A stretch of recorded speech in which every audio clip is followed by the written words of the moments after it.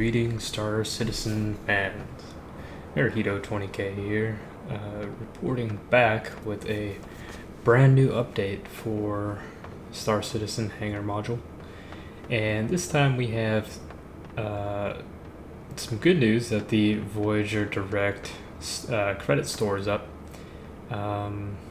They have the ability to purchase in-game credits with money, but at the side they have decided to put the prices a little bit steeper than I guess most of the community approves of at the moment, mainly to kind of discourage people from buying too much. But one of the main things that they have implemented in this latest patch is this hologram viewer that you see right here. And this will allow you to mess with the various ships that you may have, the weapons, the thrusters, cargo, the power plant, anything that you desire to be modified on these ships. Now, most of these ships are still very much a work in progress, and as you can see as I pull them out, the blacked out areas are actually the parts that can be interchanged and swapped out. Currently, because I decided to get a couple little cosmetic things on the side, I decided not to get any weapons to kind of mess around with the different mounting yet, but instead kind of play around with the ones that they have already available. Now, I haven't really figured out how to actually remove anything as of yet on the actual crafts themselves, but instead decided to kind of look at the various things that can actually be modified on each ship that's available to be seen as of right now. Now, the Hornet has, since this being the civilian model, it has no center ball turret, and it instead has a cargo bay, allowing you to actually take things as a shipment instead. A fairly wide amount of weaponry. It's got 2 Gatling lasers, it's got the 2 frontal cannons on the nose, the 2 missile racks, which looks like they will be able to hold 4 missiles apiece, and the fairly large power plant and thruster, and the cargo system.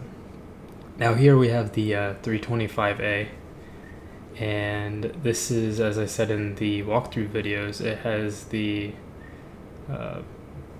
it's their main dogfighter or assault craft. It has the fairly large thruster, the 5.3, just like the Hornet, and the larger power plant in order to provide a lot of thrust and provide a lot of power to the various weapons. Now, as of right now, none of these are actually the power plants and thrusters anyway are not actually showing as any raw data that we can use, but this does actually show some of the thrusters, the maneuvering thrusters that actually can be modified. The main gun is that K&W mass driver cannon. That's the actual ballistic projectile shooter, meaning it uses real bullets that you'll have to keep in the cargo bay. Now, this is the 350R, and this right here was the interesting part, is it actually shows that it has that twin engine design, and it seems to use the same power plant as each of the 300I's series, but as you can see, it has absolutely the bare bones amount of armory that you can actually have on this starting out. I mean, it's just got those 2 very basic lasers on the wings, but it actually does seem to have 6 maneuvering thrusters on the nose, which will be quite nice for making quick maneuvers and using it as a fast assault craft. Now here we have the 315P, and this is your Explorer, so it has a tractor beam already on the nose, and a little bit larger laser cannon starting out than the 350R did. But the rest of it seems to be pretty standard. I haven't seen anything to really, I guess, capture my attention as anything really crazy on it.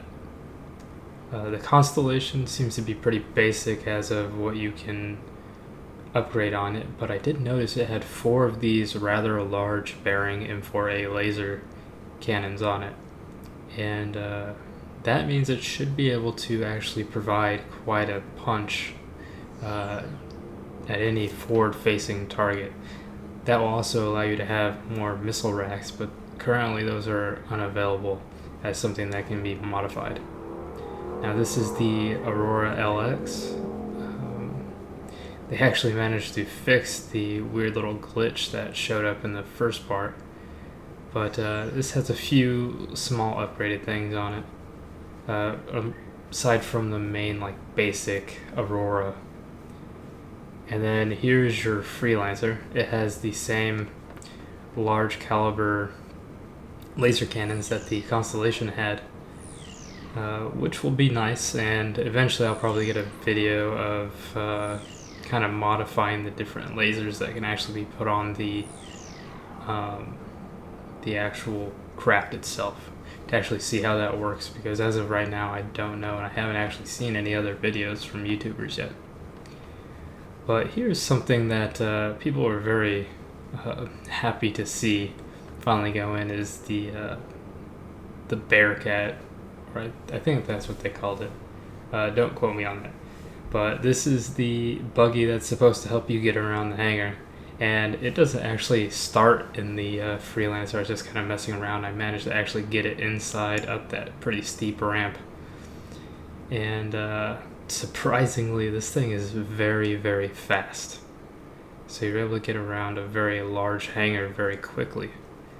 And that actually kind of showed a bug that was present, is when you leave that first area, the music seems to cut out around the Constellation for whatever reason.